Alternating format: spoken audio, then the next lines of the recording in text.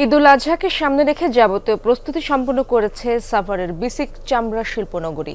কারখানাগুলোতে বাড়তি চাপ সামাল দিতে কেন্দ্রীয় বর্জ্য শোধনাগার সহ বিভিন্ন স্থাপনায় নেওয়া হয়েছে বাড়তি ব্যবস্থা।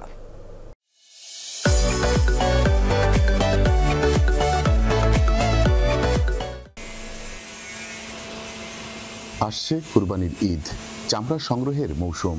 সাভারের শিল্পনগরীর ১৪২টির প্রতিটা প্রতিষ্ঠানই এখন চরম ব্যস্ততা।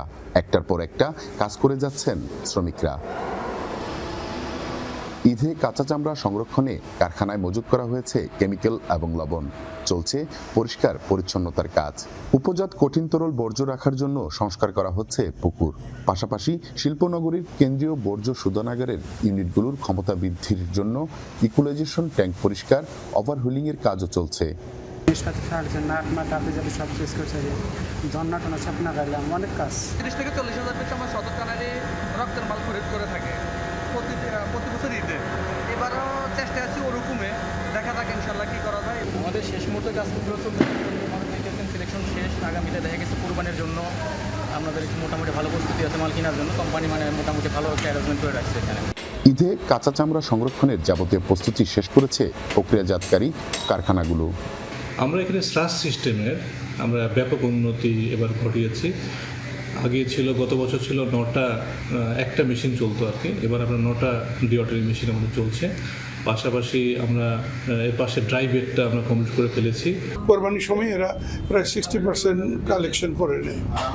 তো এখন যদি আপনি এদেরকে যদি ডিস্টার্ব রাখেন মেন্টালি, যে আমি ওয়েটগুলো পাঠাবো, আমি কাঁচা পাঠাবো, তাহলে তো দে উইল বি কনফিউজ। স্থানীয় শিল্প টিকিয়ে রাখতে কাঁচা চামড়া রপ্তানি করা হবে না বলে জানিয়েছেন বাংলাদেশ ট্রেনার্স অ্যাসোসিয়েশন। ঋণগ্রস্ত ব্যাংকের দায় দেনা আছে অনেকে। যদি আজকে আমরা ওয়েটগুলো বা কাঁচা চামড়া এক্সপোর্ট করে দিই, তাহলে আমাদের স্থানীয় শিল্প হুমকির মুখে পড়বে। আমাদের এখানে ভ্যালুডেড হয় যেটা, সেটাকে আমাদেরকে এখানে কাজ করতে হবে। বিসিক জানিয়েছেন, চামড়া সংরক্ষণে নিরবিচ্ছিন্ন বিদ্যুৎ ও পানি সরবরাহ সহ বাড়তি প্রস্তুতি নেওয়া হয়েছে। ঈদের দিন দুপুর থেকে আমাদের কাঁচা চামড়া আমাদের চামড়া শিল্পনগরীতে প্রবেশ করা শুরু করবে, এবং যেহেতু এবার আমাদের চামড়ার পরিমাণ আরও বাড়বে বলে আমরা আশা করছি, সেক্ষেত্রে আমাদের চামড়া শিল্পনগরীতে 50 জন স্বেচ্ছাসেবক থাকবে, এবং জেলা প্রশাসন এবং পুলিশ এক্ষেত্রে আমাদেরকে সর্বতভাবে সহযোগিতা করবে মনে আমাদেরকে ইতিমধ্যে আশ্বস্ত করেছেন। দেশে প্রতি বছর প্রায় 1.5 কোটি গবাদি পশুর চামড়া ক্রয় করা হয়, যার 80 ভাগই সংগ্রহ করা হয় কুরবানির ঈদকে ঘিরে। এবারের ঈদে 1.5 লাখ গবাদি পশু চামড়া সংরক্ষণের লক্ষ্যমাত্রা ধরা হয়েছে। মাহফুজুর রহমান নিপু, যমুনা নিউজ, সাভার।